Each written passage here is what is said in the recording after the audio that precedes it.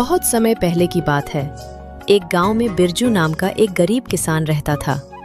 उसका बहुत छोटा सा परिवार था। उसके परिवार में एकमात्र उसकी बेटी थी, जिसका नाम लाली था। बिरजू ने बहुत ही शौक से लाली को शहर में पढ़ने के लिए भेजा था।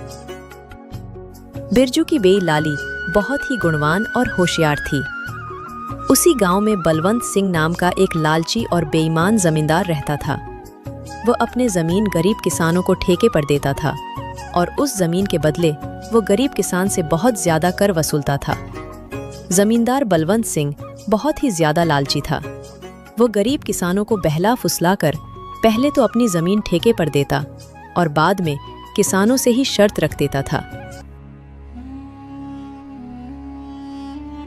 इन गरीब किसानों की भी क्या जिंदगी है।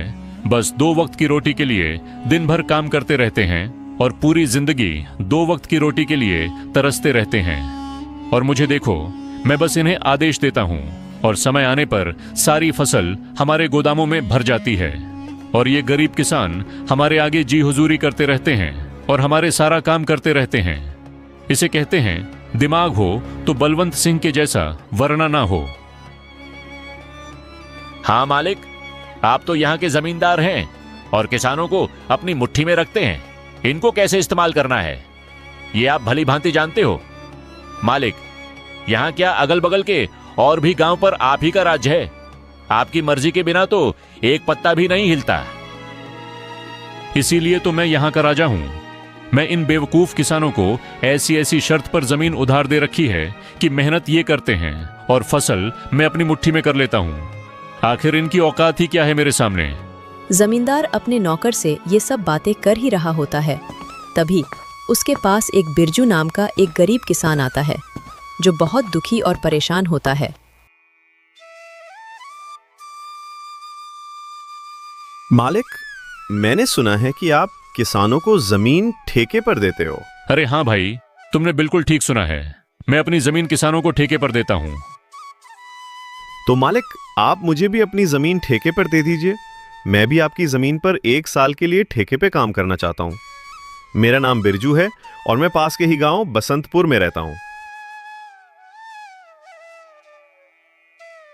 अच्छा ठीक है बिरजू, मैं तुम्हें अपनी जमीन ठेके पर दे दूंगा, लेकिन मैं अपनी जमीन ठेके पर देने पहले से पहले कुछ शर्त रखता हूँ। ठीक है मालिक, मैं आपकी शर्त मानने के लिए तैयार हूँ। बताइए आपकी क्या शर्त है।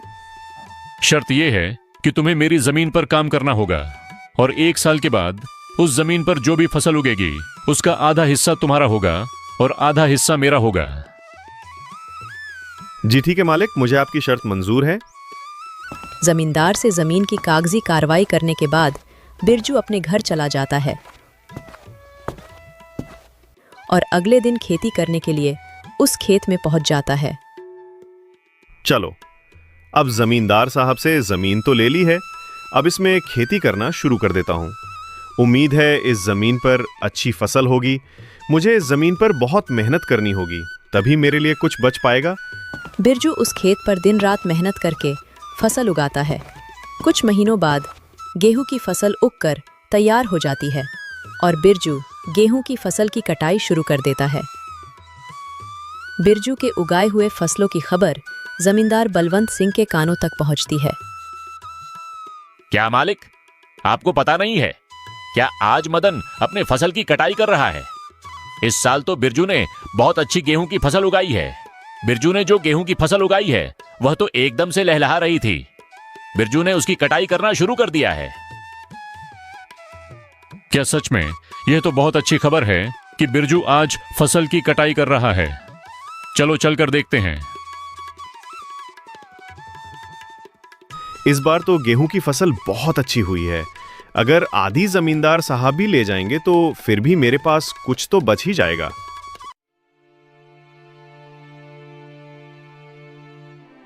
अरे बिरजू, तुमने तो फसल तैयार कर दिया और इस बार की फसल तो बहुत अच्छी लग रही है देखने में। हाँ मालिक, इस बार मैंने गेहूं की फसल लगाई है।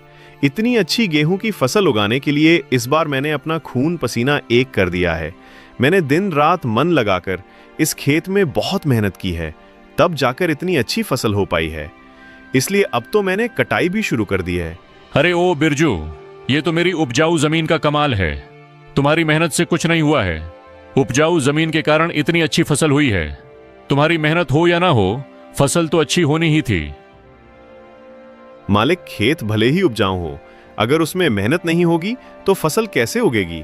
मैंने बहुत मेहनत की है इस खेत में।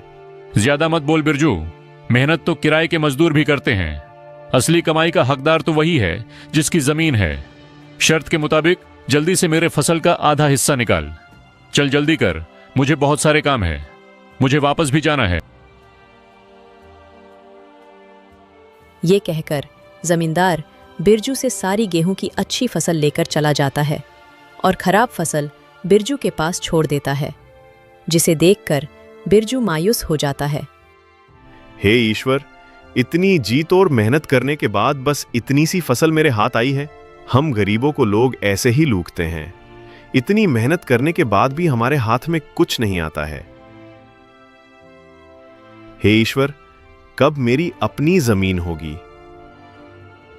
बिरजू इसी तरह अपनी जिंदगी काट रहा था।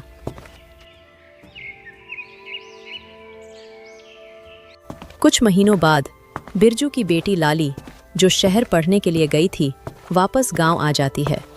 वापस गांव आने पर जब उसने गांव का नज़ारा देखा तो उसे बहुत दुख हुआ।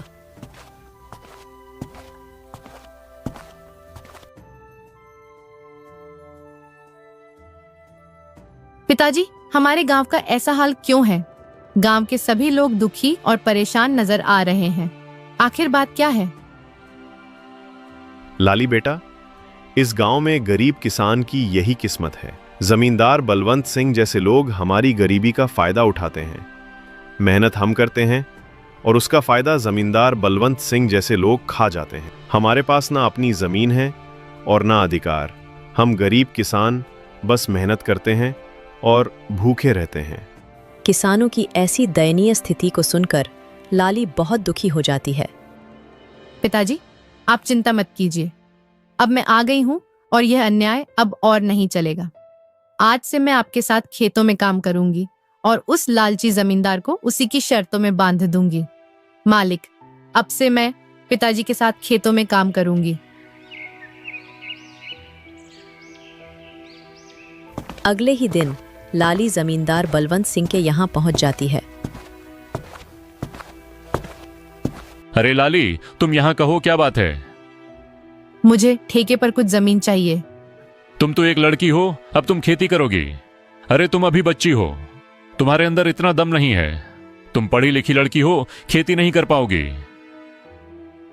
नहीं मालिक, ऐसा मत बोलिए। भले ही मैं पढ़ी लिखी हूँ, मगर हूँ तो एक किसान की बेटी ही ना। खेती करना मुझे अच्छी तरह से आता है। अच्छा चलो ठीक है, तुम्हारी बात मैं मान लेता हूं। वैसे भी काम का क्या रह गया है? पढ़ लिख कर तो सभी ऐसे ही बेरोजगार घूम रहे हैं।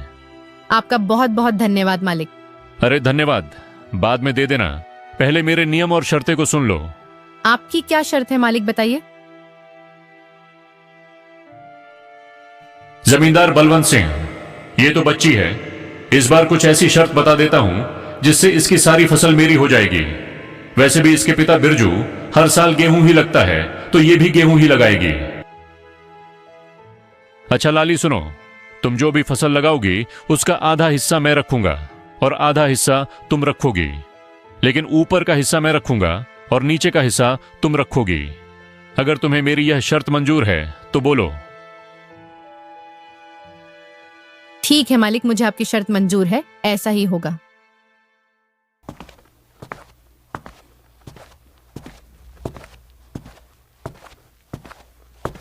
अगले दिन से लाली अपने पिता के साथ खेतों पर काम करना शुरू कर देती है। लाली ने इस बार धान की बजाय आलू की फसल लगाई और कुछ महीने बाद फसल तैयार हो गई। आलू की फसल इस बार बहुत अच्छी हुई थी। अब लाली और उसके पिता दोनों खेत से आलू की फसल निकालने लग जाते हैं।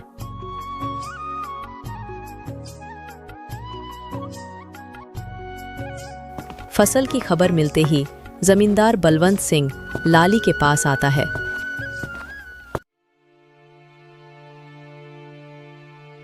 अरे लाली, शर्त तो याद है ना तुम्हें?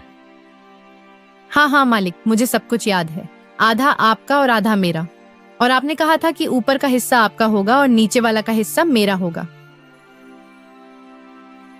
देखिए मालिक, इसने तो चालाकी कर दी। ये धान की फसल नहीं है, ये तो आलू की फसल है। अरे ये क्या लाली, इस बार तुमने आलू लगाया है?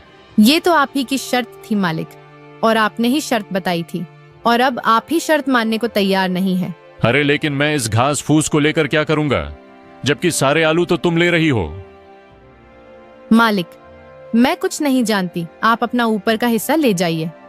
इस तरह अपनी चालाकी दिखाते हुए लाली ने बेईमान जमींदार को मुंह तोड़ जवाब दिया और सभी आलू लेकर घर आ गईं और घास फूस जमींदार के हिस्से छोड़ आईं। मालिक, पूरे गांव में आज तक किसी ने भी आपसे चालाकी दिखाने की हिम्मत नहीं की, और ये बिरजू की बेटी लाली इतनी आसानी से आपको बेवकूफ बना गई। अरे ये बिरजू की बेटी मुझे क्या बेवकूफ बनाएगी? आने दो, इसे अगली बार उसे ऐसा सबक सिखाऊंगा कि मुझसे उलझने की कोशिश नहीं करेगी।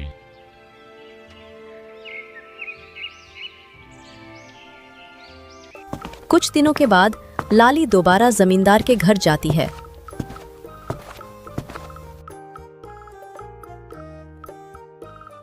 कैसे हैं मालिक? अरे लाली, फिर से तुम कहो, क्या चाहिए तुम्हें? आपकी जमीन ठेके पर चाहिए थी। ठीक है, मैं तुम्हें अपनी जमीन ठेके पर दे दूंगा, पर मेरी इस बार की शर्त भी कान खोलकर सुन लो लड़की। इस बार तुम्हारी कोई चालाकी नहीं चलेगी लड़की। इस बार नीचे का हिस्सा मैं लूंगा और ऊपर का हिस्सा तुम्हारा होगा। क्या तुम्हें मेरी यह शर्त मंजूर है? मालिक, मुझे आपकी शर्त मंजूर है। मालिक, इस बार फसल के ऊपर का भाग मेरा ही होगा। इस तरह लाली जमींदार से बात करने के बाद घर आ जाती है। इस बार भी लाली दोबारा खेती करने की तैयारी में जुट जाती है। लाली इस बार गेहूं की फसल लगाती है। कुछ दिनों बाद गेहूं की फसल काफी अच्छी उगाती है। अरे वाह, इस बार तो गेहूं की फसल खूब अच्छी दिख रही है। मजा आ गया। आने दो उस बेईमान जमींदार को, तब उसे मजा चखाती हूँ। कुछ दिनों के बाद जमींदार लाली के पास आता है। जैसे ही जमींदार लाली के खेत के पास पहुंचा तो गेहूं की फसल देखकर उसका तो दिमाग ही चकरा गया। अरे ये क्या, इस लाली ने तो इस बार गेहूं की फसल लगा दी है। ये लड़की तो जितना मैं सोच रहा था उससे कहीं होशियार निकली।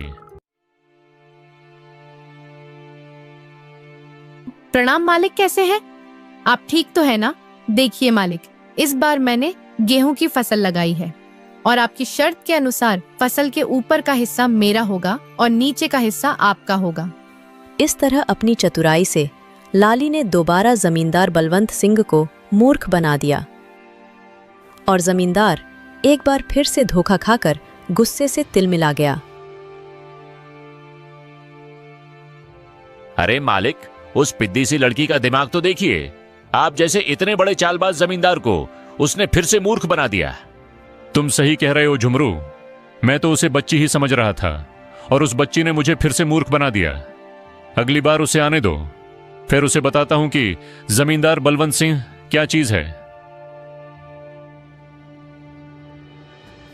लाली ने गेहूं की फसल की कटाई की और सारी फसल अपने घर ले आई और उस फसल का कुछ हिस्सा लाली ने गांव के जरूरतमंद लोगों में बांट दिया। लाली और बिरजू दोनों बहुत ही खुश थे। कुछ दिनों बाद फिर से फसल उगाने का समय आ गया। चलो उस लालची जमींदार से आज फिर से मुलाकात करती हूँ और उससे ठेके पर जमीन लेकर फिर से फसल उगाती हूँ और देखती हूँ कि इस बार वह जमींदार शर्त में अपना में कौन सा खुराफाती दिमाग लगाता है। ये सोचकर लाली ठेके पर जमीन के लिए उस जमींदार के पास फिर से जाती है। अच्छा, तो तुम मुझसे मिलने के लिए फिर से आ गई। देखो लड़की, तुम मुझसे ज्यादा होशियार बनने की कोशिश मत करना। मैं भी जमींदार बलवंत सिंह हूँ। मुझे होशियारी नहीं आती है मालिक, मैं तो एक गरीब किसान की बेटी हूँ। होशियार तो आप लोग हैं जो गांव के गरीब किसानों की मजबूरी का फायदा उठा रहे हैं। अपनी जुबान पर काबू रखो लाली। ये तुम क्या बोले जा रही हो? जिस काम के लिए आई हो वो बात करो। यहाँ ज्यादा ज्ञान बांटने की जरूरत नहीं है। ठीक है मालिक, चलिए काम की बात करते हैं। मुझे इस बार भी आपकी जमीन ठेके पर चाहिए। बताइए मालिक, इस बार आपकी क्या शर्त है? हाँ, शर्त तो है। तू खुद को बड़ा होशियार समझती है ना लड़की। इस बार फसल का ऊपर का और नीचे का हिस्सा मेरा होगा और बीच का हिस्सा तेरा होगा। अब बोल, क्या तुम्हें मेरी ये शर्त मंजूर है? बिल्कुल मंजूर है मालिक, जैसा आप कहें। अच्छा ठीक है मालिक, तो अब मैं चलती हूँ, मुझे फसल उगाने की तैयारी भी करनी है। लालची जमींदार की बात मानकर लाली अपने घर चली जाती है और वो फिर से फसल उगाने की तैयारी में लग जाती है और इस बार वो गन्ने की फसल लगाती है। लाली ब्या, इस बार तुमने खेत में कौन सी फसल लगाई है? पिताजी, इस बार मैंने गन्ने की फसल लगाई है। फसल काफी अच्छी हुई है, इस बार भी आमदनी अच्छी होगी पिताजी। ये तो बहुत अच्छी बात है बेटा, तुम बस ऐसे ही मेहनत करती रहो। कुछ महीनों बाद लालची जमींदार और उसका नौकर दोनों लाली के पास आते हैं। मालिक, इस बार तो लाली का दिमाग ही चकराने वाला है। इस बार तो आपने शर्त ही ऐसी रखी है, ऊपर का हिस्सा आपका और नीचे का भी हिस्सा आपका। तुमने बिल्कुल सही कहा झुमरू। इस बार मैंने अपने दिमाग का 100% उपयोग करके ब्रह्मास्त्र छोड़ा है।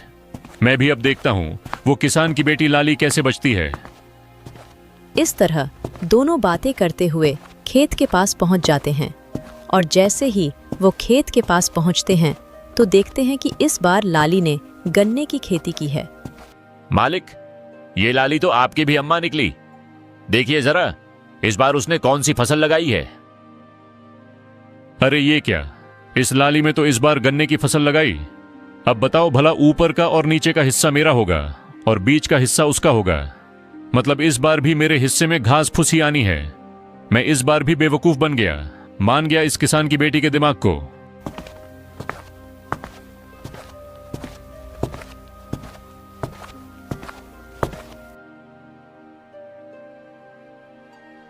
अरे मालिक, आप आइए आइए, कैसे हैं आप दोनों? आपस में क्या खुसुर फुसुर कर रहे हैं?